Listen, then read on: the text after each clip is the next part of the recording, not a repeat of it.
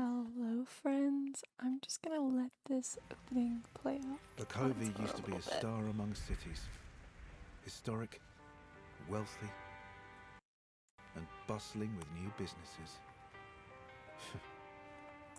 That star's been dying for a while.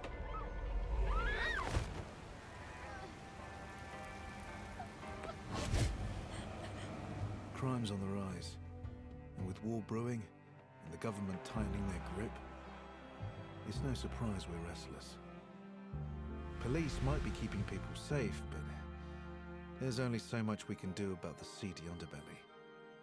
With a prohibition, lawbreakers, criminals, and your everyday civilians are all forced into the same watering holes. Usually, it'd be my job to bust this place. But, maybe we can help one another. This place is more useful open. Especially when I have someone a lot more dangerous to catch than a few drunks. Ah, it looks like your first customers are arriving. Let's see if you can loosen their tongues. I'll be waiting, bartender. Don't let me down. Hey, cozy friends. Today we're diving into the demo for Best Served Cold. It's a cozy little mystery game with secrets to uncover, so we will see that. And we're going to be sharing some information to some people, but let's go ahead and check it out. I don't anticipate that I will finish the whole demo in this video. I have looked at the demo a little bit, and it is a very long demo for a demo. It is a really nice demo. So just keep in mind we're probably not going to finish the whole demo. We'll probably only do about 20 to 30 minutes of it, just because I'm trying to keep this as accessible for myself with having a child, and trying to get this done while he's napping. Oh no. So this is a similar scene to what we see in the opening.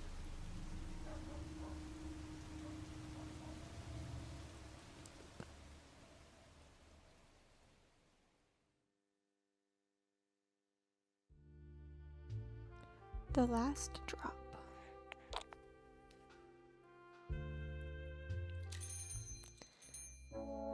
Oh. The hazy overhead lights in your speakeasy buzz to life as the bookshop above you closes for the day. The bookshop owner and your landlord, Vincent Floer, takes a seat at the bar and begins mumbling to himself. What a day. Sarin literature is Providence bound in leather, but to my customers, my books may as well be doorstops. Everything all right, Mr. Floer? Clearly not. If I ordered a cart of fools and received just one of my customers, I would have gotten my money's worth. Well, we both know why I'm here. I need a drink, so dazzle me. What would you like?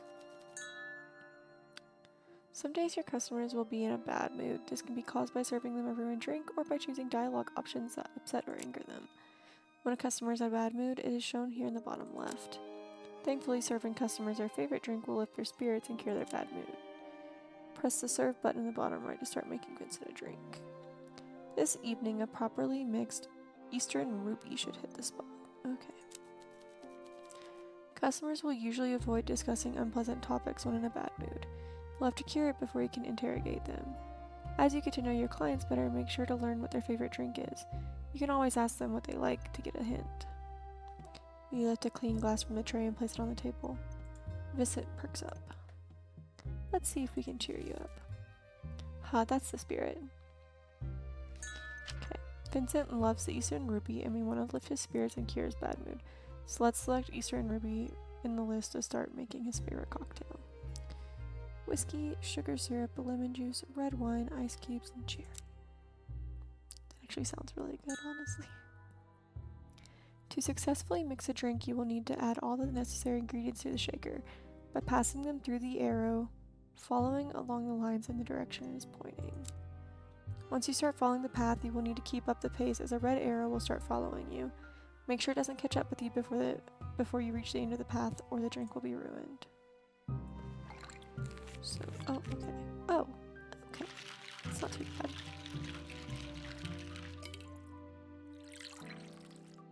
Beautiful. Beautiful. Well done. Vincent is no longer in a bad mood and has even gained more affection towards you. The more a customer likes a certain drink you give them, the more their affection towards you increases. Their favorite drink will reward the most affection. Customers will not appreciate being served a bad drink. If you fail to properly mix a cocktail, customers will be displeased, and you will lose all but one action for the remainder of the conversation. You know me too well. This is my absolute favorite. When I was looking for a bartender to run this place, I hoped for someone as good as you, but didn't expect it.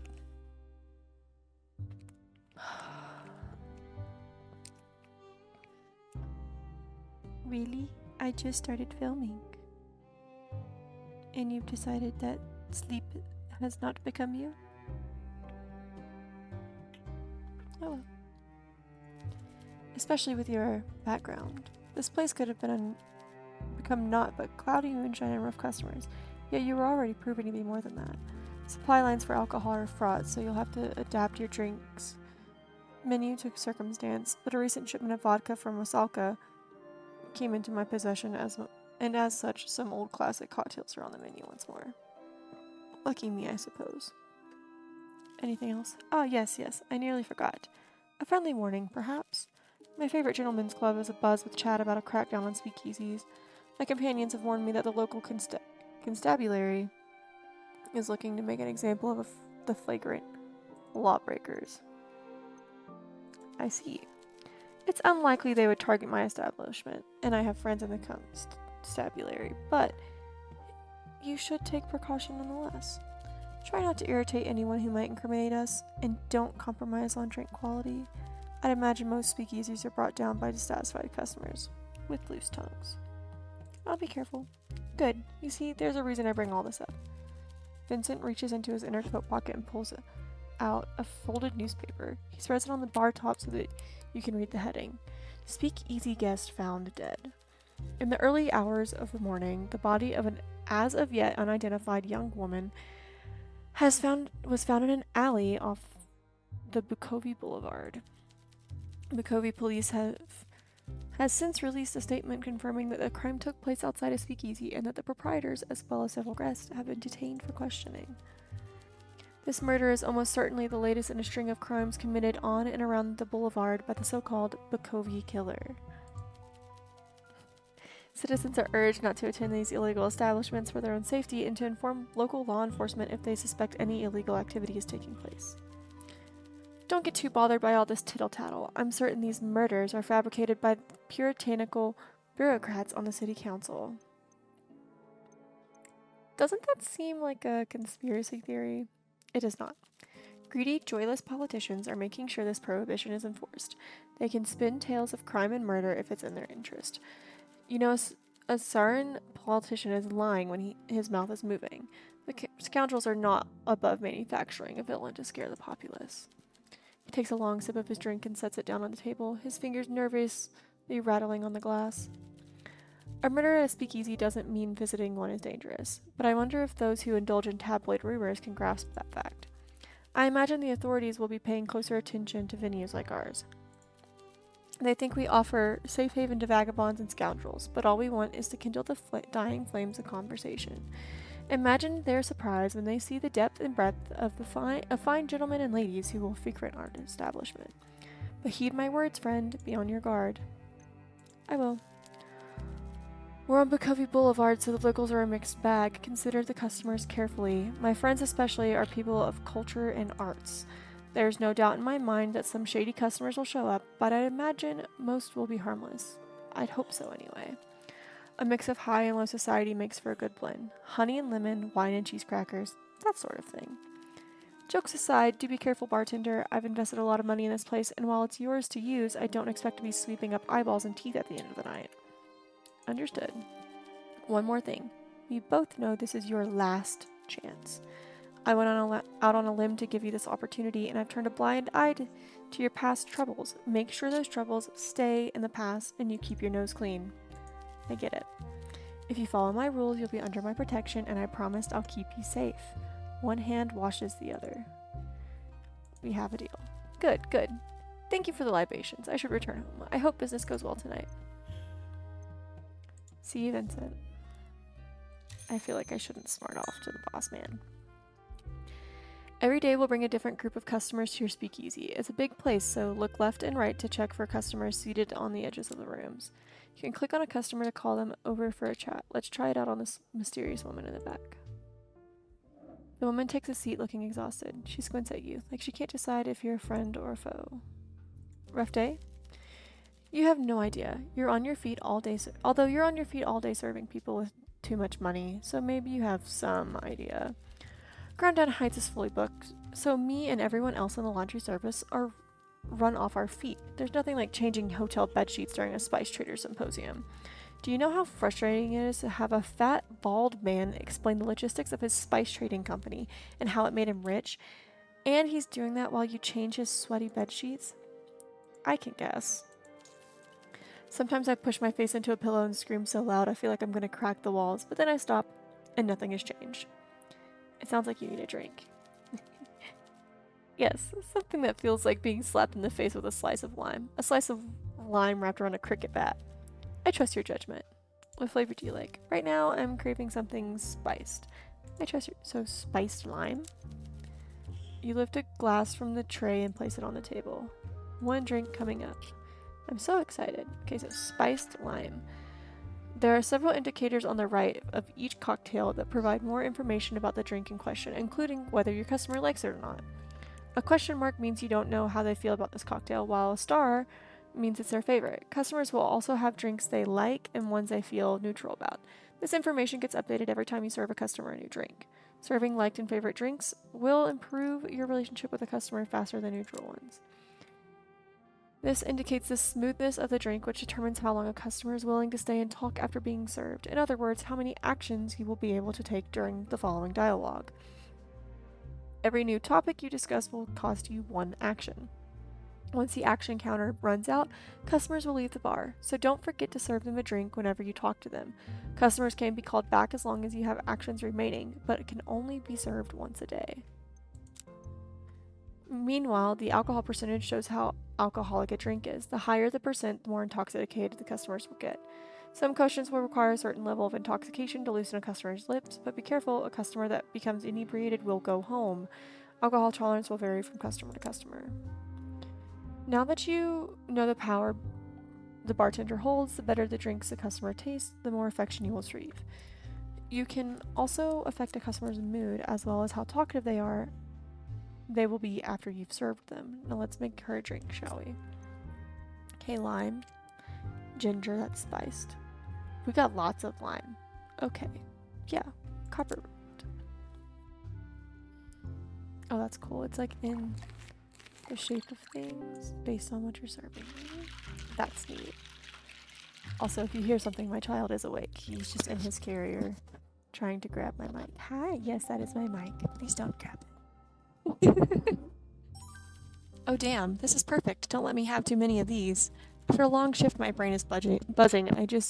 I can't just go home with all the fuzz in my head. When the Prohibition closed the bars and clubs, everything else got more expensive, and an opera ticket cost a month's rent. And with everything being so busy, why is it so busy? Well, there's a Spice Merchants Symposium, but there's some big show going on as well. Everyone's wearing their fanciest threads. The women in those sparkly dresses and their heeled shoes looked like torture to me. Me too. At the hotel, I only see the clothes lying on the floor, stained with peppercorn sauce, coffee, nicotine, and worse. At least the folk going to the shows are clean. I guess I can clean fewer wine stains now, so maybe the Prohibition isn't all that bad. She downs her drink. That is my face you are pinching. Wiping her mouth for any spills. Hi. Woo.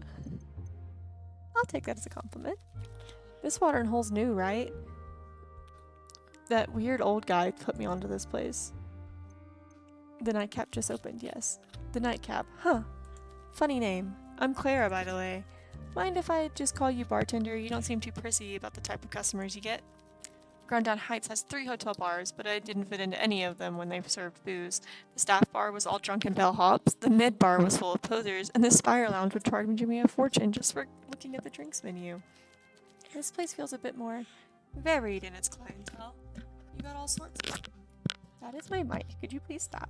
I love you. Here, play with the cord. We're all equal when we talk about these... when we walk through these doors. Hi, child. Her smile is warm and she nods a little, like she just made up her mind about you. I can get on board with that. I love that you're having so much fun trying to sabotage me. Well, I should be heading back. I got Baritsu sparring classes and a shift tomorrow, and if I don't get a good sleep, both of these are going to beat the stuffing out of me. Take care. Hi. Now that everyone has been spoken to, let's end the day by using the bell. Click on the bell counter. The bell on the counter to signal all customers to leave and head home. You can also use it to end the day early when you don't feel like speaking to all the customers.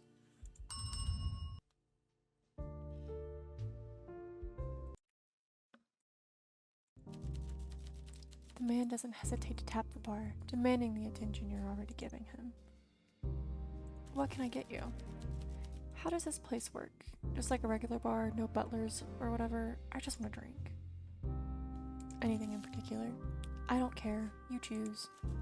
How does this place work? Like a regular bar or no butlers or whatever? I just want a drink. Okay, he doesn't care what he wants.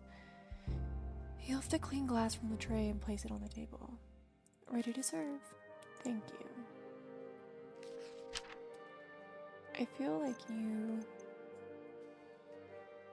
have a pretty decent tolerance. I want you to talk quite a bit, I think. I feel like he would like coffee. He looks like a coffee drinker.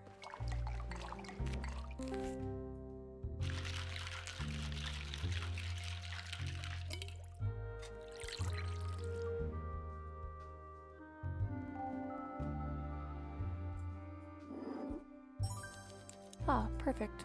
Well, as perfect as crime can be. You've probably guessed that I'm here for more than a drink. We have business. Business? He sets down today's newspaper, but rather than turning it as Vincent did yesterday, he instead lets the heavy pages land with a thud. The headline reads, Latest Bukovi Boulevard Victim Identified. In a statement to the press this morning, Bukovi police finally released the name of the latest victim in the string of murders by the so-called Bukovi killer. The body of a 24-year-old Natalia Reed, a native to Sarin. I don't know how to say that. Sarin? And lifetime resident of Bukovi, was found yesterday in the unnamed alley off Bukovi Boulevard at 6 in the morning by a local resident heading out for work. Police have since confirmed that the crime took place outside a speakeasy known as the Last Drop, which the victim, a junior accountant, was known to frequent in her time off to drink and gamble. The illegal business has since been shut down, resulting in several arrests. Police Commissioner Aldea urges the public to be careful and to come forward with any information that may aid the police in their ongoing investigation, as the perpetrator remains at large. Natalia Reed's family has declined to comment. Her employer, Mark Weaver, says only that he assumed she was just late again. Have you encountered anyone acting strangely at this establishment?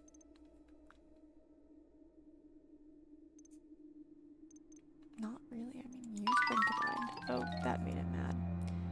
You can tell you've touched a nerve. He takes a short breath and leans forward. Anyone who isn't me. Maybe. Maybe. I don't think you quite understand what's at stake here. Did you read the news yesterday? Speakeasy guest found dead? And since you just served me alcohol, that would make this place a speakeasy? Exactly. He reaches into his pocket and pulls out a police badge. His name reads Constable Hugo Mertens. He waits a moment to make sure you understand the gravity of the situation. I'm investigating a series of murders that took place outside established speakeasies. Are you going to shut us down? Speakeasies are, at the moment, one of the only leads I have. I may never say this again, but your business needs to stay open. The killer is using locations like yours, so one of your patrons could be a killer. And you need my help. You'll be helping yourself. If your clientele keeps getting murdered, well, that's not great for business. For a time, your establishment has protection from me and from the rest of the constabulary. This place is no longer a bar. It's a hunting ground where I will catch a killer, with your help. Your first assignment is to interview these drunkards and find out if any of them frequented that speakeasy where we found Natalia Reed.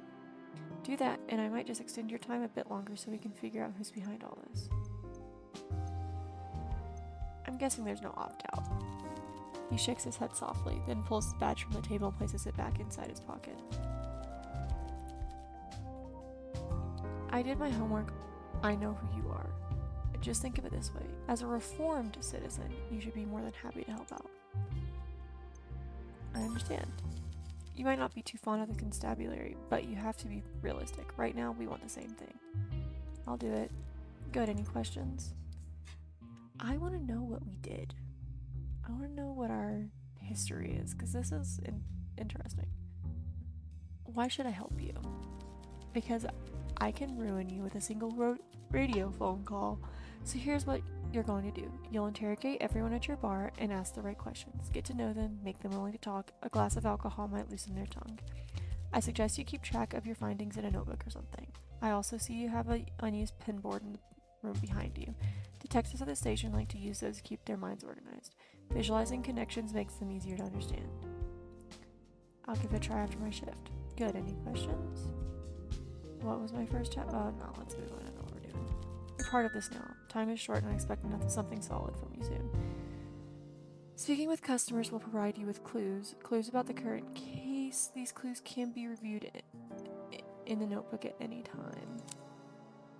Using the show clue button lets you present a customer from your notebook.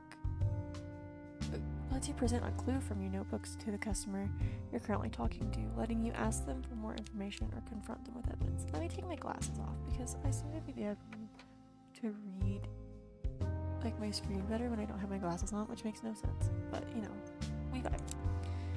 Presenting clues to customers is crucial to uncovering new evidence to solve your case. Helpful customers may be able to spot lies, provide new information, or provide an alibi, but be careful. Showing certain people confrontational evidence may just affect their mood.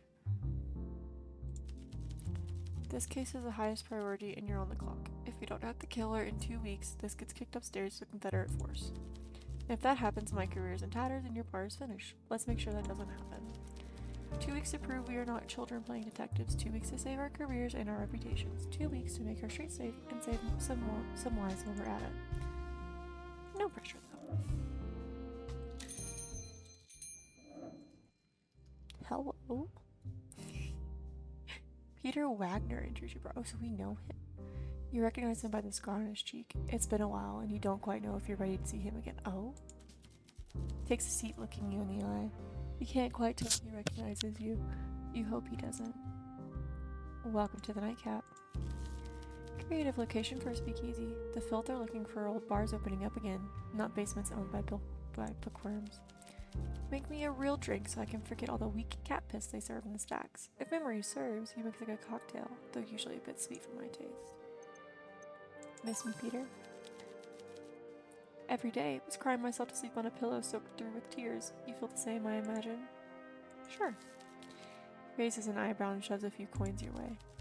Let's see how this new job of yours is working out, eh? Any flavor I can work with in there that you like? Going all sweet on me now. I'll like a hint of coffee to go with my drink. Let's see how this new job of yours is working out. Okay, so we like coffee. We lift a clean glass from the tray and place it on the bar. Peter leans low and his chin rests on the bar, the light catching the long scar on his cheek. His eyes twinkle as he looks up at you. Oh! This is giving, like, romance. Like, forbidden love. Like, enemies to lovers, or, like, lovers to enemies to lovers. That's what this is giving. Let's see if I can remember what you like. Oh, we definitely have some romantic past. You cannot convince me otherwise. Let's see, indeed. Okay, so we did the wake-up call. Maybe we'll do a cold winter. Because he has a really high alcohol tolerance. Holy shit. This man be drinking. Yeah, we'll give him a cold winter.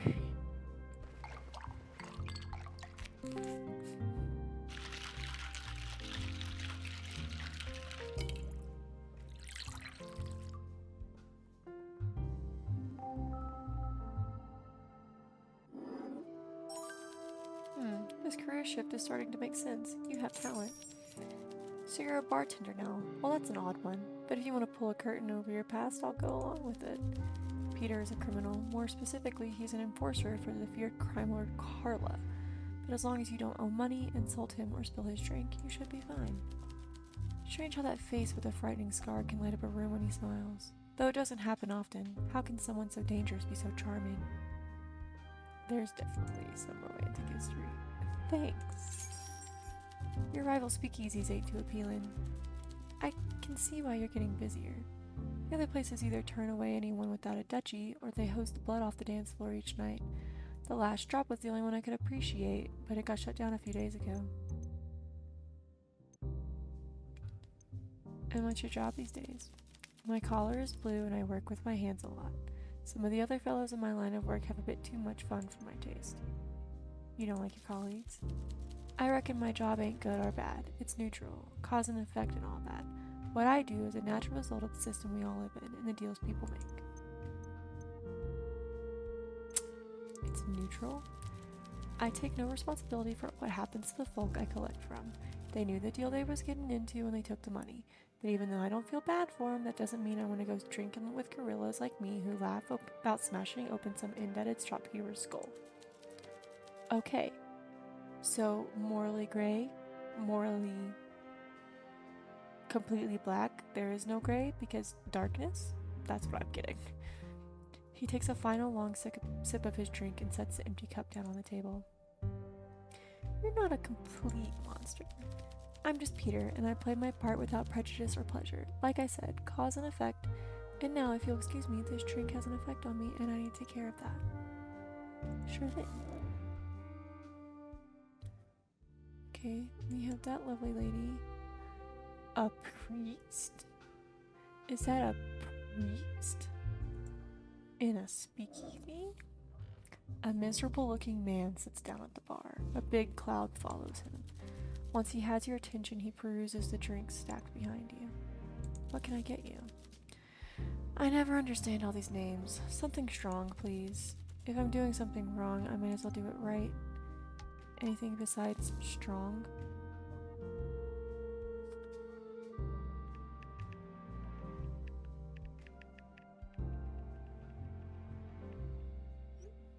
Not really, just strong. If I'm doing something wrong, I might as well be doing it right. You lift a clean glass from the tray and place it on the table. He takes a short breath. What does the goddess want you to order? Just make me a drink quickly and with fewer jokes. Okay, so he has a really low alcohol tolerance. So our options would be mint punch. Mint punch. Those are our options. Or we could do Pirate's Joy. I guess we could do something at like a 4. We don't want to do anything higher than a 4. Maybe we do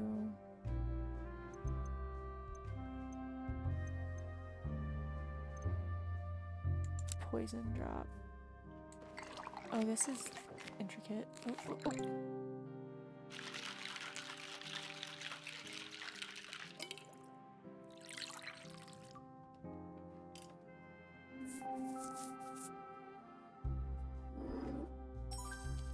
Goes down quite nicely. He shrugs, takes the glass, places the glass back against his lip and downs the rest. When the glass is empty, he wags his finger for you to refill it. How about we start with your name? You really don't know who I am? I'm Father Lucy, but you can call me John. I'm a priest at the church up the road. You know this is alcoholic. We are permitted. Besides, how could the goddess resent a priest drinking in this city? Is it that bad? If you took confessions too, you wouldn't ask. What do people confess? Everything you can imagine and more. I used to have faith in humanity. Here you go. Thank you. I'll be back soon. Godspeed, John. He downs the rest and stands up. Now that you can see him better, you notice the clerical collar that was tucked in. He tips his head and takes his leave. Okay, so did he leave me? Oh, he left. Okay. She's pretty. An obscenely glamorous woman wipes the stool clean before gingerly sitting on it. After a moment, she checks her lipstick in a pocket mirror before readjusting her coat. She leans forward to meet your gaze. Welcome. It's certainly cushy down here. To think this grand place below a bookstore. How very Vincent. Ooh, she has really pretty eyes. You know Vincent? Yes, he's the man who invited me. He probably mentioned I'd be showing up. He's quite the fan. Her nails tap rhythmically to some invisible music. You can't tell if she's waiting for you to say something in particular. Vincent hasn't mentioned you. No, he must have. Carmine, Olivia. There's probably some kind of list I'm on, a VIP kind of affair. I'm an actor slash singer slash radio host. If you haven't heard of me, you've certainly heard my voice. My voice is silky and delicate like a silver bell. You don't mind listening to it even though it trips with audacity. Oh, that Olivia Carmine. Yes, Vincent mentioned you. See, we all need a little push to jog our memory sometimes. Perhaps you heard about the time I saved a performance of Dandies and Dames at the Classic Grand? Maybe. The stagehand forgot to leave a prop gun on stage. I ended up singing bang bang noises to finish the performance. The audience loved it. The director went along with it. The show got middling reviews, but I was praised for my quick thinking and my coolness under pressure. Can I get you a drink? Are you buying, darling? Put it on my tab. I'll be here often. I eagerly await your performance, bartender. Anything specific you fancy? Something fruity. I love tropical fruits in particular. Okay. Lift a glass from the stack and place it in front of you. In front of Olivia, she purses her lips, taking a long look at her nails beside the glass. Let's pour you something fabulous. Thank you, darling. My throat is absolutely parched. So she likes fruit. Specifically tropical fruit. I feel like we have to go with Pirate's Joy then. Because there's not many other options. Yeah, that's like the only tropical fruit we got. Okay. Nice.